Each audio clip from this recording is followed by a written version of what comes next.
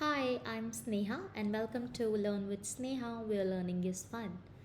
आज हम स्टडी करेंगे unit 3 parasocial relationships and gaming behaviour of BPCG 174 Media and Psychology. So unit 3 comes under block 2. So let's start with the introduction. Alright. So guys आज के digital world में हम सब किसी ना किसी फॉर्म में मीडिया से कॉन्स्टेंटली कनेक्टेड रहते हैं, चाहे वो नेटफ्लिक्स हो, यूट्यूब, इंस्टाग्राम या गेमिंग प्लेटफॉर्म्स। हम रोज़ काफ़ी टाइम स्क्रीन्स के साथ बिताते हैं।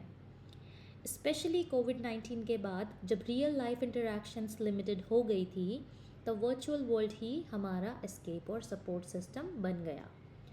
जब हम किसी टीवी कैरेक्टर, सेलिब्रिटी या इन्फ्लुएंसर को बार बार देखते हैं, उनके थॉट्स सुनते हैं, उनकी जर्नी फॉलो करते हैं, तो धीरे धीरे एक इमोशनल कनेक्शन डेवलप होने लगता है।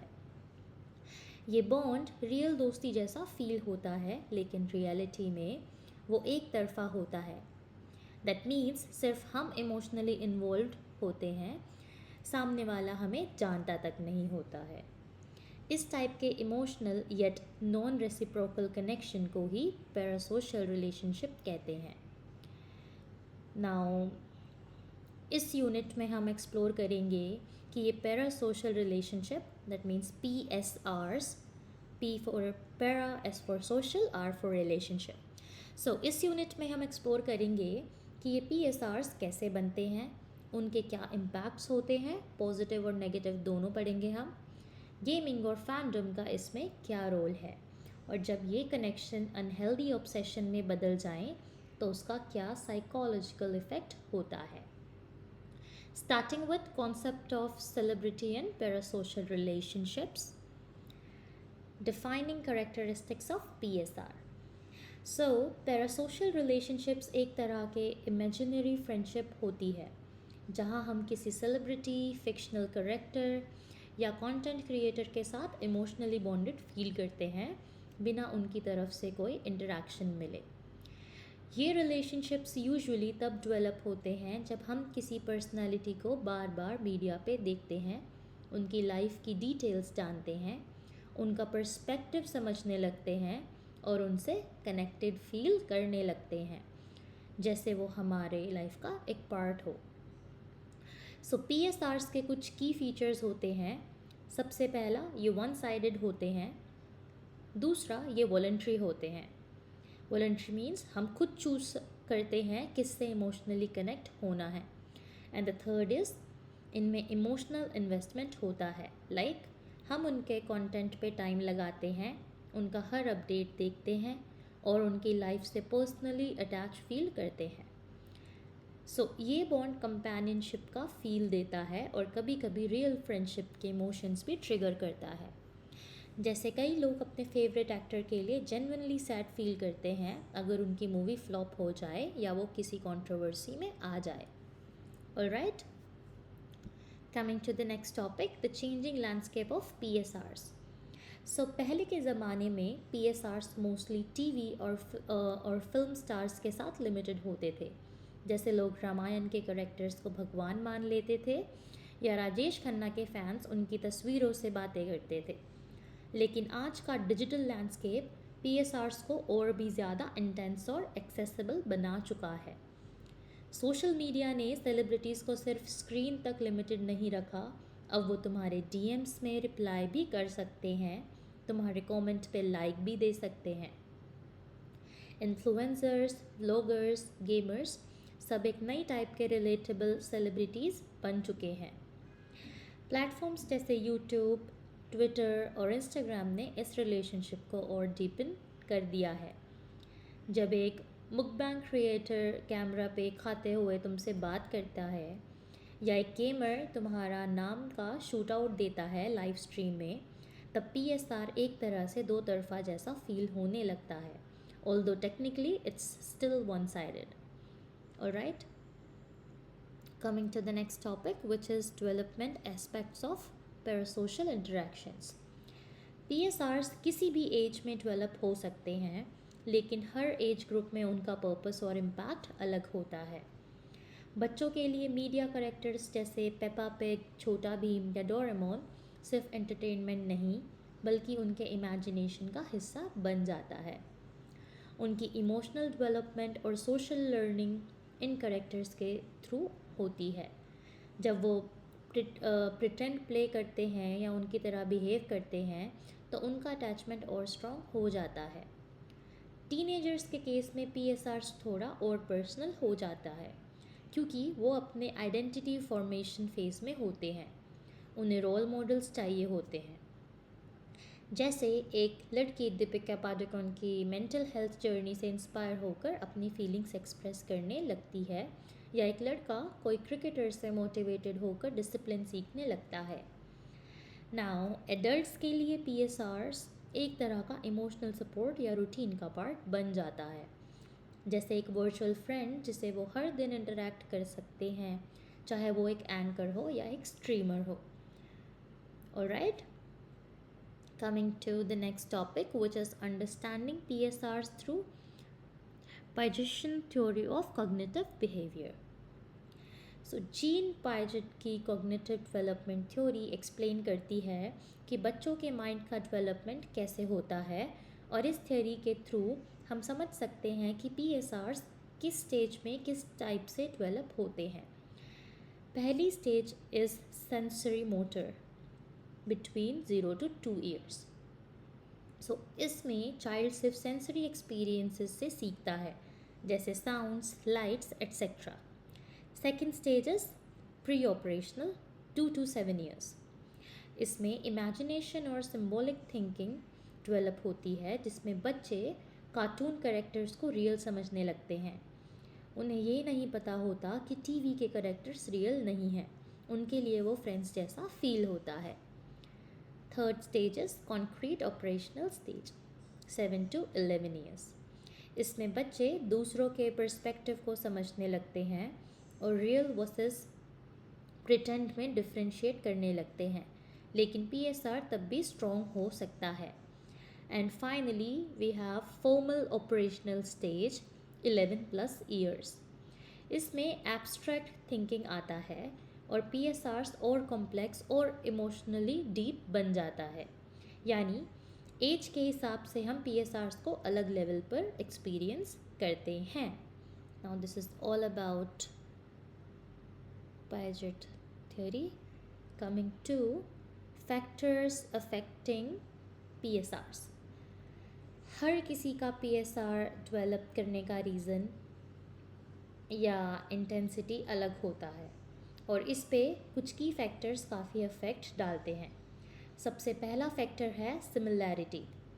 अगर तुम्हें लगता है कि कोई कैरेक्टर तुम्हारी तरह है in terms of looks, cultures और बिलीव्स, तो तुम ऑटोमेटिकली उनसे ज़्यादा कनेक्टेड फील करते हो।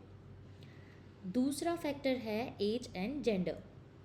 रिसर्च कहता है कि गर्ल्स यूजुअली फीमेल कैरेक्टर्स को प्रेफर करती हैं, बट अगर ऑप्शंस लिमिटेड हो तो वो मेल कैरेक्टर से भी बॉन्ड कर लेती हैं। जैसे कई गर्ल्स शिनचैन या नोबिता को अपना फेवरेट कैरेक्टर मान लेती हैं क्योंकि उनकी पर्सनैलिटी रिलेटेबल लगती है। तीसरा इम्पॉर्टेंट फैक्टर है ट्रेंड एंड पॉपुलैरिटी। जब कोई सेलिब्रिटी या इन्फ्लुएंसर वायरल हो जाता है, जैसे कैबी लेम या डिनचक पूजा, तो उनके साथ पीएसआर्स मास लेवल पे बनने लगते हैं क्योंकि उनका कंटेंट हर जगह विजिबल होता है। Alright, now guys, again the questions जो हम बीच में देख रहे हैं, I will make a separate video, a combined video of all the question and answers at the end of this subject. Alright, starting with effects of parasocial relationship. So parasocial relationships का impact हर इंसान पे अलग होता है। किसी के लिए ये सपोर्टिव और ग्रोथ एनहांसिंग हो सकता है और किसी के लिए इमोशनली ट्रेनिंग या हार्मफुल। इस सेक्शन में हम दो एंगल से समझेंगे, पॉजिटिव और नेगेटिव इम्पैक्ट्स। दोनों साइड्स इम्पॉर्टेंट है, स्पेशली जब मीडिया का एक्सपोजर हर एज ग्रुप में इतना ज़्यादा हो गया है। Starting with positive impacts of PSRs. So guys, PSRs जब हेल्दी बाउंड्रीज के साथ डेवलप होते हैं तो वो इमोशनली अपलिफ्टिंग और साइकोलॉजिकली हेल्पफुल हो सकते हैं। सबसे पहला बेनिफिट है आइडेंटिटी शेपिंग, स्पेशली एडोलेसेंस में। जब तुम किसी स्ट्रॉन्ग, काइंड या टैलेंटेड मीडिया पर्सनैलिटी से इमोशनली कनेक्टेड फील करते हो तो वो तुम्हारे रोल मॉडल बन जाते हैं। तुम उनसे वैल्यूज़, बिहेवियर और कॉन्फिडेंस सीखने लगते हो। ये प्रोसेस तुम्हारी पर्सनल आइडेंटिटी बनाने में हेल्प करता है। दूसरा बेनिफिट है rejection free companionship. Real relationships में मिसअंडरस्टैंडिंग्स, जजमेंट और रिजेक्शन का चांस होता है, लेकिन पीएसआर्स में ये सब नहीं होता क्योंकि वो वन साइडेड होते हैं। तुम इमोशनली कनेक्ट करते हो बिना किसी एक्सपेक्टेशन के, और इस वजह से वो सेफ़ और इमोशनली सिक्योर फील होते हैं। जैसे अगर तुम्हें रियल लाइफ में लोनलीनेस या सोशल एंजाइटी होती है तो पीएसआर्स तुम्हें एक तरह का इमोशनल कंफर्ट प्रोवाइड करते हैं। तीसरा पॉजिटिव पॉइंट है लर्निंग एनहांसमेंट। स्टडीज़ ने दिखाया है कि अगर बच्चों को उनके फेवरेट मीडिया करेक्टर्स के थ्रू टीचिंग दी जाए तो वो कॉन्सेप्ट्स ज़्यादा इफ़ेक्टिवली समझते हैं। फॉर एग्ज़ाम्पल, अगर एल्मो या छोटा भीम उन्हें काउंटिंग या ब्रशिंग सिखाए तो वो उन लेसन्स को ज़्यादा इजीली अडॉप्ट करते हैं क्योंकि इमोशनल बॉन्ड ऑलरेडी बना होता है।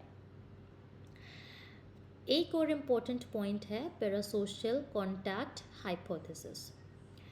इस कॉन्सेप्ट के अकॉर्डिंग अगर तुम किसी मीडिया करेक्टर के साथ पीएसआर बनाते हो जो किसी माइनॉरिटी ग्रुप या रेशियल माइनॉरिटी का मेंबर है और डिफरेंटली एबल्ड है तो तुम्हारे अंदर उनके लिए एम्पथी और एक्सेप्टेंस बढ़ने लगती है।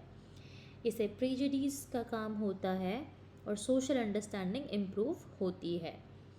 और हाँ, पीएसआर सोशल बाउंडिंग भी क्रिएट करते हैं। जब तुम्हारे फ्रेंड्स या ऑनलाइन कम्युनिटी के लोग किसी कॉमन सेलिब्रिटी या शो के फ़ैन होते हैं तो पीएसआर्स एक शेयर्ड इंटरेस्ट बन जाता है। जैसे तुम और तुम्हारी दोस्त दोनों बीटीएस फैंस हो, या तुम किसी गेम स्ट्रीमर को फॉलो करती हो जो तुम्हारे गेमर ग्रुप में पॉपुलर है, तो ये कॉमन कनेक्शन फ्रेंडशिप्स बनाने में भी हेल्प करता है। Alright, coming to negative impacts of parasocial relationships.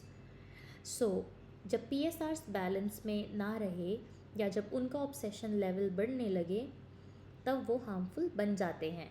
सबसे कॉमन इशू है पैरासोशल ब्रेकअप। जब तुम्हारा फेवरेट करेक्टर किसी शो से निकल जाता है या कोई सेलिब्रिटी स्क्रीन से डिसअपियर हो जाता है तो तुम्हें वैसे ही सैडनेस फील होती है जैसे रियल लाइफ ब्रेकअप में होती है। इमोशनल अटैचमेंट की वजह से तुम्हारा रूटीन, मूड और एनर्जी लेवल्स इफ़ेक्ट हो जाते हैं। एक और सीरियस प्रॉब्लम है बॉडी इमेज इश्यूज़। जब तुम कॉन्स्टेंटली ऐसे मीडिया पर्सनैलिटीज़ को देख रही होती हो जो अनरियलिस्टिकली परफेक्ट लगते हैं, जिनके फ्लॉलेस लुक्स, स्कल्प्टेड बॉडीज़ और फिल्टर्ड लाइफ्स मीडिया पे डोमिनेट करते हैं, तो तुम अपने बॉडी या लाइफ से डिससेटिस्फाइड फील करने लगते हो। स्पेशली टीन्स में ये कंपैरिजन टॉक्सिक बन सकता है, जैसे सेल्फ इस्टीम लो हो जाता है, एंजाइटी और ईटिंग डिसऑर्डर्स तक डेवलप हो सकते हैं। सो अगर तुम्हारा पीएसआर किसी एग्रेसिव या वायलेंट करेक्टर के साथ डेवलप हो तो तुम्हारा बिहेवियर भी उससे इन्फ्लुएंस हो जाता है। जैसे कोई बंदा हर वक्त एक्शन थ्रिलर्स या वायलेंट स्ट्रीमर्स को फॉलो करता है तो वो ज़्यादा इरिटेटेड, रिएक्टिव या डोमिनेटिंग बन सकता है क्योंकि वो सबकॉन्शियसली उन्हीं ट्रेट्स को एब्जॉर्ब कर रहा है। और सबसे डेंजरस होता है जब पीएसआर्स रियलिटी से डिस्कनेक्ट क्रिएट करने लगते हैं। जैसे अगर तुम किसी सेलिब्रिटी के साथ अपने माइंड में इमेजिनरी रिलेशनशिप बनाना शुरू कर दो, जैसे मैं उसे मिलूँगी एक दिन, वो मुझे सीक्रेटली पसंद करता है, तो वो डिल्यूजन बन सकता है। ऐसे केसेस एक्सट्रीम मेंटल डिस्ट्रेस और ऑब्सेशन में बदल जाते हैं जो साइकोलॉजिकली हेल्प डिमांड करते हैं। Alright, coming to the next topic, which is relationship to video game streamers and understanding media fandom. So आज के टाइम में गेमिंग सिर्फ एंटरटेनमेंट नहीं, एक full fledged social and emotional experience बन चुका है। जब तुम किसी गेमर को लाइव स्ट्रीमिंग प्लेटफॉर्म्स पे देखते हो जैसे यूट्यूब लाइव, ट्विच या फेसबुक गेमिंग, तो तुम उसकी गेम प्ले के साथ साथ उसकी पर्सनैलिटी रिएक्शंस और बातें भी ऑब्जर्व करते हो। धीरे धीरे तुम उस स्ट्रीमर के साथ एक पैरासोशल बॉन्ड डेवलप करने लगते हो। तुम्हारे लिए वो सिर्फ एक गेम खेलने वाला इंसान नहीं होता, बल्कि एक रिलेटेबल, फनी और एंगेजिंग फिगर बन जाता है, जिसके विन लूज का इफ़ेक्ट तुम्हारे मूड पे भी पड़ता है। PSRs विद स्ट्रीमर्स तब और स्ट्रॉन्ग हो जाता है जब वो तुम्हारे कमेंट्स का रिप्लाई दे, तुम्हारे नाम का शूट आउट करे या तुम्हारे क्वेश्चन का जवाब लाइव स्ट्रीम में दे। तब तुम्हें लगता है वी आर कनेक्टेड। गेमिंग में एक और लेवल है अवतार अटैचमेंट। जब तुम किसी गेम में अपने अवतार बनाते हो, तब तुम उसके साथ इमोशनली कनेक्टेड फील करने लगते हो। तुम्हारा अवतार तुम्हारा डिजिटल रिप्रेजेंटेशन बन जाता है और उसकी जर्नी, डिसीजंस और अचीवमेंट से तुम इमोशनली इन्वॉल्व हो जाते हो। जैसे अगर तुम्हारा अवतार कोई बैटल जीत जाता है या अपग्रेड होता है, तो तुम खुद प्राउड फील करते हो। फिर आता है मीडिया फैंडम, जो एक अलग ही यूनिवर्स है। जब लोग किसी टीवी शो, मूवी, गेम या सेलिब्रिटी के हार्डकोर फैन बन जाते हैं, तो वो फैंडम में कन्वर्ट हो जाते हैं। फैंडम सिर्फ लाइकिंग का नाम नहीं, ये कल्चरल आइडेंटिटी बन जाता है। लोग मीम्स बनाते हैं, फ़ैन आर्ट ड्रॉ करते हैं, एडिट्स शेयर करते हैं, फ़ैन फिक्शन लिखते हैं और सोशल मीडिया पे ग्रुप्स ज्वाइन करते हैं।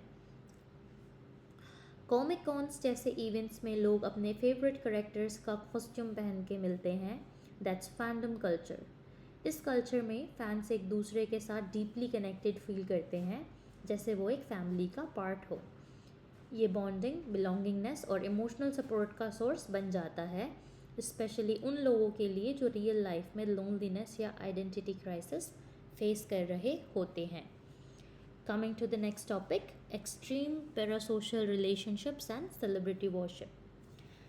पैरासोशल रिलेशनशिप्स जब तक मॉडरेट और हेल्दी रहे, तब तक वो सेफ होते हैं। लेकिन जब ये अटैचमेंट ऑब्सेसिव हो जाए और इंसान रियलिटी से कट ऑफ होकर एक सेलिब्रिटी के अराउंड अपनी पूरी लाइफ सेंटर कर ले, तो वो एक्सट्रीम PSR बन जाता है, जिसका दूसरा नाम है celebrity worship. Celebrity worship syndrome में फैंस किसी सेलिब्रिटी को सिर्फ एडमायर नहीं करते, वो उनके पीछे लिटरली क्रेजी हो जाते हैं। उनके posters, photos, routines, likes and dislikes सब कुछ ट्रैक किया जाता है। कुछ लोग तो सेलिब्रिटीज़ के नाम का टैटू बनवा लेते हैं या उनकी यूज्ड चीज़ें जैसे टिश्यू या कॉफ़ी कप खरीदने के लिए हज़ारों रुपए खर्च करते हैं।